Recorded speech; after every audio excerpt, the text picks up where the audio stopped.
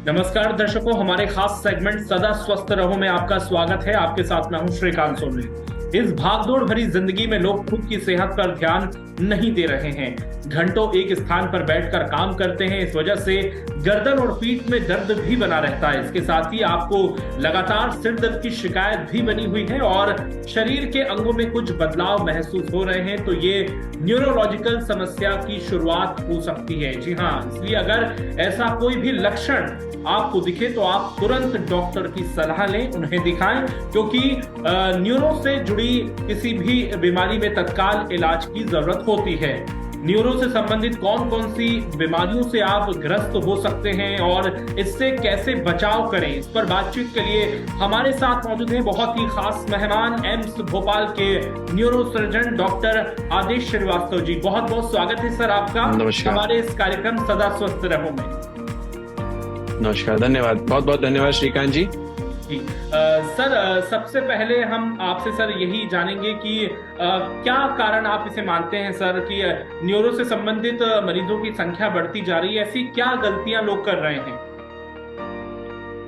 देखिए क्या है श्रीकांत जी, आपने तो वैसे शुरुआत में ही इंट्रोडक्शन में ही इसका जवाब दे दिया, पर ताकि हमारे श्रोता, हमारे दर्शक उसको और अच्छे समझ सकें कि न्यूरो समस्याओं की जो असली जड़ आज के जमाने में देखी जाती है वो रहती है तनाव मानसिक एवं शारीरिक। और शारीरिक तनाव के साथ में जिसको हम बोलते हैं हम लापरवाही बरतते हैं, हमें जो व्यायाम करने चाहिए हम वो नहीं करते, कुछ भी खाते हैं, जीवन की नियमितता जो है वो खत्म हो गई है। आजकल की भागदौड़ बड़ी भरी जिंदगी में जिसमें हर किसी को कुछ पाना है, कुछ टारगेट्स हैं, कुछ अपने अचीव करने के मोटिव्स हैं, तो उसकी दौड़ में कहीं ना कहीं हम अपने इस शरीर को निगलेक्ट करते हैं। और जब शरीर निगलेक्ट होता है तो वो शिकायत करता है, और वो शिकायत ही है शरीर की जो कि आपको न्यूरोलॉजिकल लक्षण के रूप में दिखती है। अब चाहे वो सिर दर्द हो, गर्दन का दर्द हो, कमर का दर्द हो, थकान रहना हो, चिड़चिड़ापन हो, या जिसको बोले कि और महीन शब्दों में बात करें तो साइकेट्रिक डिसऑर्डर्स जैसे डिप्रेशन एंड एंजाइटी। तो यही बेसिकली मेन कारण है कि आपने बाहर का स्ट्रेस तो बढ़ा लिया, पर साथ ही साथ उसको जो शरीर को संभालने की, शरीर की टेक केयर करने की जो बात थी उस पे आप उल्टा और कम हो गए। कोई गाड़ी अगर लंबा चलती है, किसी को पता है कि भाई इस गाड़ी को हमको खूब ज्यादा चलाना है, माल इधर से उधर ले जाना है, सवारी इधर से उधर ले जाना है, और डेली उसकी रनिंग काफी ज्यादा है, तो आप ऐसी गाड़ी की समय समय पे मरम्मत कराते हैं, आप ध्यान रखते हैं कि उसका रफ यूज ना करें। लेकिन जब अपने शरीर की बात आती है तो हम सब लोग भूल जाते हैं कि भाई ये शरीर भी अपने आप में एक मशीन ही है, ईश्वर का बनाया हुआ एक बहुत ही खूबसूरत नमूना है जिसका हमें बराबरी से ध्यान रखना होगा, उसकी रिपेयरिंग देखनी होगी, उसकी सर्विसिंग करनी होगी। जी, ये है श्रीकांत जी। जी बिल्कुल सर, हम आपसे न्यूरो से संबंधित रोगों के प्रारंभिक लक्षणों के बारे में भी जानेंगे, जिससे हमारे दर्शकों को पता चले और वो अगर उनको भी इस तरह के लक्षण उनके शरीर में आ रहे हैं तो वो तुरंत संपर्क करें। बिल्कुल सही। अब इसमें मैं एक और सवाल जोड़ता हूं कि न्यूरो के लक्षण आते क्यों हैं, ताकि फिर हम उन लक्षणों को समझेंगे। तो न्यूरो के लक्षण क्यों आते हैं? न्यूरो की अगर हम बात करें तो बेसिकली ये वो नसें हैं जो शरीर की बिजली संचारण की तरंगों को ले जाती हैं और लाती हैं मस्तिष्क से बाकी शरीर में और बाकी शरीर से मस्तिष्क में। तो ये जो आपका पूरा सर्किट सिस्टम है, सर्किट बोर्ड है, इलेक्ट्रॉनिक सिस्टम है अपने शरीर का, अगर हम इसको समझें तो इसमें अगर कहीं भी कुछ गड़बड़ आएगी तो वो लक्षण के रूप में दिखेगी। जैसे फॉर एग्जांपल, अगर आपका तनाव बढ़ रहा है, ब्रेन पे प्रेशर ज्यादा है आपके, तो आपको सिर दर्द के लक्षण आएंगे। यदि आपकी नस कहीं दब रही है, जैसे गर्दन में नस दब रही है, तो आपको गर्दन के दर्द के लक्षण आने लगेंगे। यही चीज कमर में होगी तो कमर का दर्द, जिसको कि लोग सियाटिका बोलते हैं, वो होने लगेगा। तो इन सारी चीजों को हमें ध्यान रखना होगा, समझना होगा कि यदि हमें सरदर्द हो रहा है, हमें चिड़चिड़ापन हो रहा है, नींद नहीं आ रही है, या एंजाइटी या डिप्रेशन हो रहा है, जब भी हम उठ रहे हैं तो सुबह अपने आप को महसूस करते हैं बहुत थका हुआ, शरीर में वो एनर्जी ही फील नहीं करते, गर्दन या कमर अकड़ी हुई लगती है, हाथ पैरों में झुंझुनाहट के लक्षण आते हैं, तो ये सारे लक्षण जो हैं इस बात का प्रतीक है कि मरीज को या उस व्यक्ति को न्यूरोलॉजिकल डिसऑर्डर की शुरुआत हो गई है, क्योंकि ये न्यूरोलॉजिकल सिम्टम्स है। जी। और न्यूरोलॉजिकल डिसऑर्डर होने पर सर शरीर में किस किस तरह के बदलाव होते हैं और कौन कौन सी परेशानियां होने लगती है पेशेंट्स को, वो भी आप सर बताइए। देखिए, कौन कौन सी परेशानियों में सबसे जो इम्पोर्टेंट चीज देखी जाती है कि अगर हम इन ये जो शरीर, जो मैंने बोला ना, शरीर शिकायत करता है लक्षणों से, यदि हम इन पे ध्यान न दें तो डैमेज होने लगता है। अगर ब्रेन से रिलेटेड है तो ये हो सकता है किसी हाथ पैर में, शरीर के अंग में कमजोरी आ जाए, मेमोरी का लॉस हो सकता है, आपका कॉन्सेंट्रेट करके किसी काम को करने की क्षमता चली जाती है। खास करके उन लोगों के लिए बहुत इंपॉर्टेंट है जो कि माइंड इंटेंसिव काम करते हैं, फाइन आर्ट का काम करते हैं, मशीनरी पे काम करते हैं, ड्राइविंग करते हैं।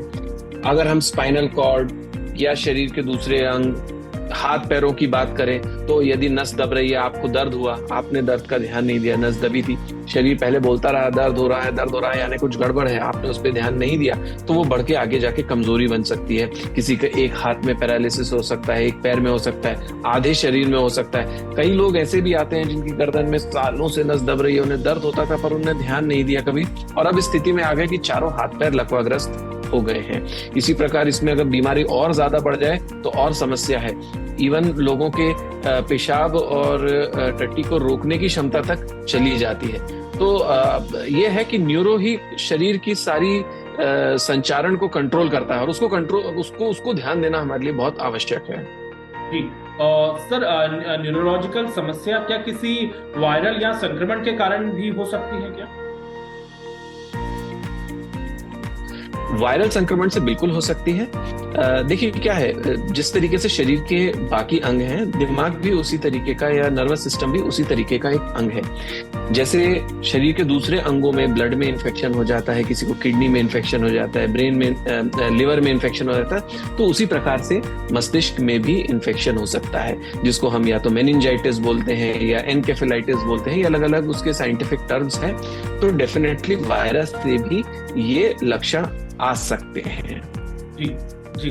और सर, वायरस की अगर बात निकली है तो कोरोना वायरस, इसके भी लगातार अब मरीज वापस से मिलने लगे हैं, तो आप लोगों को किस तरह से सचेत करेंगे कि क्या वो सावधानी रखें ताकि वो कोरोना से भी बच सकें, और जैसा कि आपने बताया कि वायरस से भी न्यूरोलॉजिकल प्रॉब्लम उनको हो सकती है, तो वो उससे भी बचें? जी देखिए, पहली बात तो ये जो सबसे इम्पोर्टेंट है, हम सबके लिए बहुत जरूरी है कि एक बार फिर कोरोना वायरस ने हमारे देश में दस्तक दी है, और अब हमें चौकन्ना होना पड़ेगा कि कहीं ये अंदर न घुसाए। ये दस्तक दे रहा है, इसको बाहर ही रोकना है, और उसको रोकने के लिए जो सबसे महत्वपूर्ण, जो हमारी सरकार ने, हमारे एडमिनिस्ट्रेटर्स ने पहले भी जो नियम कायदे कानून सख्ती से लागू करने की बात कही थी, आज वो सख्ती नहीं है, लेकिन हमें अपने आप से सख्ती रखनी होगी। ढीलापन नहीं करना है, ढिलाई बिल्कुल नहीं देनी है, फिजिकल डिस्टेंसिंग बनाए रखें, मास्क का जहां तक हो मैक्सिमम उपयोग करें।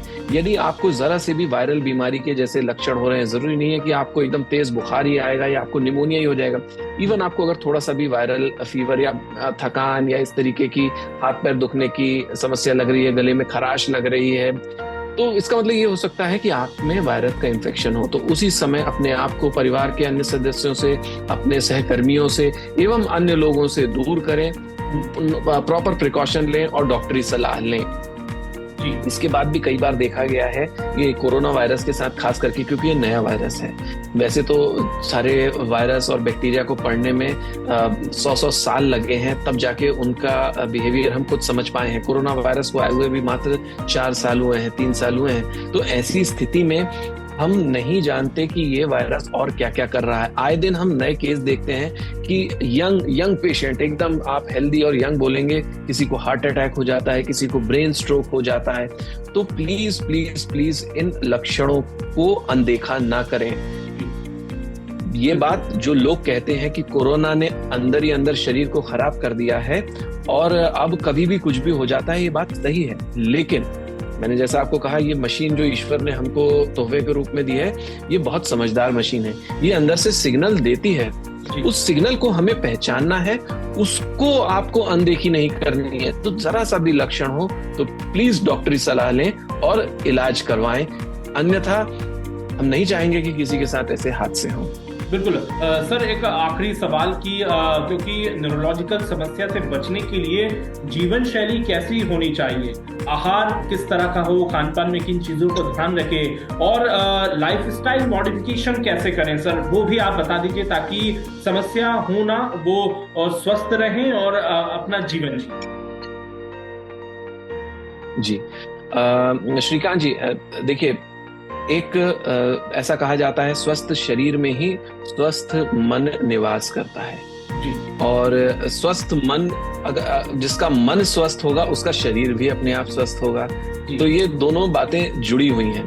तो ऐसा नहीं है कि सिर्फ हमारे पास में कोई ऐसी जीवन शैली की प्रिस्क्रिप्शन अवेलेबल है या ऐसी कोई दवाइयां अवेलेबल है जो बोलेंगी कि इससे आपकी मानसिक स्वस्थता अच्छी रहेगी।